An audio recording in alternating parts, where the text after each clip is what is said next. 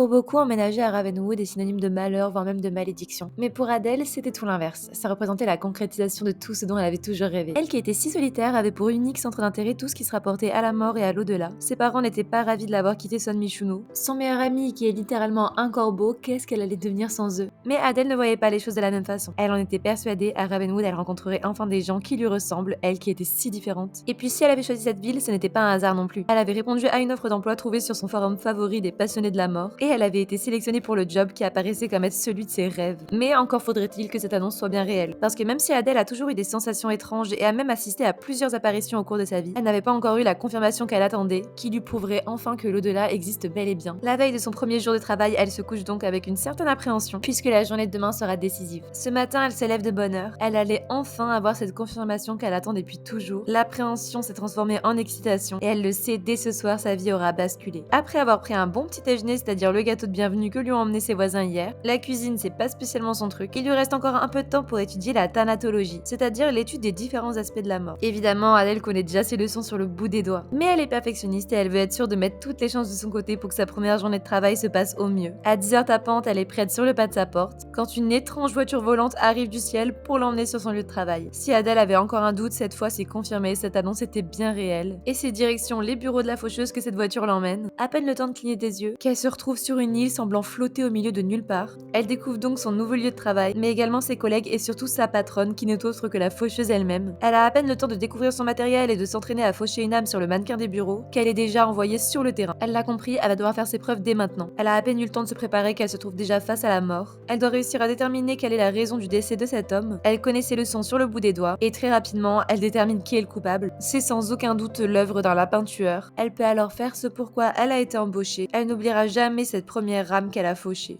C'est réussi pour Adèle, la faucheuse est impressionnée. Des gens passionnés par la mort à ce point, on n'en croise pas à tous les coins de rue. De retour au bureau, le travail n'est pas fini, elle doit maintenant libérer l'âme en utilisant le portail, afin que cette dernière puisse rejoindre l'au-delà et puisse reposer en paix. C'est exactement pour cette raison que Adèle voulait absolument faire ce travail. Le point commun de toutes les apparitions qu'elle a vécues au cours de sa vie a été la souffrance de ces âmes perdues qui n'ont pas réussi à rejoindre l'au-delà. Et elle s'était fait la promesse de tout faire pour les aider. Même si le domaine du morbide fait partie intégrante du quotidien d'Adèle, sa personnalité est tout autre de ce que l'on peut imaginer. Loin d'être morose, c'est une jeune femme très joyeuse, bienveillante et généreuse qui a simplement accepté sa destinée sans voir la mort et l'au-delà d'un mauvais œil. Et ça, la faucheuse l'a directement remarqué, et Adèle semble lui avoir tapé dans l'œil, autant pour ses prouesses au travail, mais également pour le contraste entre ses centres d'intérêt et son caractère si enjoué. L'alchimie se fait directement entre les deux, et qu'on se le dise, Adèle s'est laissée séduire. Certes, c'était sa patronne, mais elle admire la faucheuse depuis tant d'années. Avoir une telle proximité avec elle, c'était surréaliste. De retour à la maison après cette journée riche en émotions, quelle ne fut pas la surprise d'Adèle en découvrant ses nouveaux voisins débarquer valise à la main prêts à s'installer. On laisse ce problème à plus tard, elle était trop fatiguée pour régler ça maintenant. Quand tout à coup ça sonne à nouveau à la porte, c'en était trop pour elle, mais à sa grande surprise, elle découvrit la faucheuse qui lui avait rendu visite. Personne ne l'avait jamais aperçue en dehors de ses bureaux sans que quelqu'un ne soit mort dans les alentours. Adèle pense directement que l'un de ses voisins a dû s'étouffer avec du cake aux fruits ou se noyer dans la baignoire, mais étonnamment rien de tout ça, la faucheuse était simplement venue lui rendre visite. Mais c'était pas vraiment le moment, la maison était clairement envahie. Les voilà partis en direction de la crypte à la recherche d'un peu plus d'intimité. De retour chez elle, Adèle était complètement déboussolée, au point où elle a encore une fois oublié de demander à ses voisins de quitter sa maison. Elle qui avait besoin d'une bonne nuit de sommeil, elle a passé la nuit avec un intrus dans sa chambre qui attendait la moindre occasion pour lui voler son lit. De bon matin, c'en était trop, elle indiqua très poliment à ses voisins que s'il n'avait pas quitté sa maison dès ce soir, elle sera obligée d'avoir recours à la violence. Et par là, j'entends bien le mode extrême violence évidemment, en espérant que le message est passé. Et il est temps de se préparer puisqu'elle va déjà attaquer sa deuxième journée de travail. Elle se sent tellement à l'aise dans ce nouvel emploi, elle a l'impression d'avoir fait ça toute sa vie et vraiment ça lui réussit. Elle est clairement douée pour ça, en même temps elle le savait, c'était sa destinée. Du côté de la faucheuse, rien de nouveau, un simple petit geste affectueux juste avant la fin de la journée, mais aussi et surtout un beau geste professionnel puisque Adèle reçoit sa première promotion. Elle est clairement la meilleure employée d'entreprise, donc ce n'est pas du pistonnage qu'on se le dise, mais mieux vaut que personne n'apprenne leur petite aventure quand même, c'est plus sage. De retour à la maison, elle reçoit un appel de son collègue Chris qui lui propose un after-work avec le reste du bureau pour fêter sa promotion. Adèle est toujours partante pour ce genre de petite soirée improvisée, donc c'est parti. Sans sa capuche de faucheuse, le charisme de Chris est clairement à zéro, mais pas de panique, un relooking et quelques CC plus tard, le voilà bien plus badass. Adèle et Chris se rapprochent beaucoup pendant pendant cette soirée, elle avait enfin réussi à rencontrer des gens qui lui ressemblent, qui partagent les mêmes centres d'intérêt et qui ne la trouvent pas complètement folle. Elle ignore les raisons qui ont poussé ses collègues à prendre cet emploi. Elle se demandait s'il s'agissait des mêmes que les siennes, mais après tout, ce n'était pas si important. La soirée bat son plein, mais Adèle commence à avoir des fortes douleurs au ventre et décide donc de rentrer chez elle pour se reposer. De bon matin, malheureusement, elle n'allait clairement pas mieux. Elle allait enfin réaliser son rêve, il ne fallait pas que son corps la lâche maintenant. Mais le doute qu'elle avait déjà hier soir en se couchant se confirme, elle était enceinte. Et c'était tout sauf ce qu'elle avait prévu. Comme à chaque fois qu'elle voulait parler, son corbeau était l'oreille attentive dont elle avait besoin. Elle entendait encore sa mère râler: parle-nous au lieu de confier tes malheurs à ce fichu piaf. Mais ça ne l'avait jamais vexée. Après tout, ce corbeau lui ressemblait un peu. Rejeté, mal compris et jugé à tort. Mais c'est justement pour ça qu'elle l'aimait tant. Il portait, comme elle, le poids des regards et la beauté des âmes incomprises. Merci d'avoir regardé cette vidéo, j'espère que ce nouveau style vous a plu. N'oubliez pas de vous abonner à ma chaîne si vous voulez me soutenir. Et moi, je vous donne rendez-vous dès jeudi pour la suite des aventures de Adèle.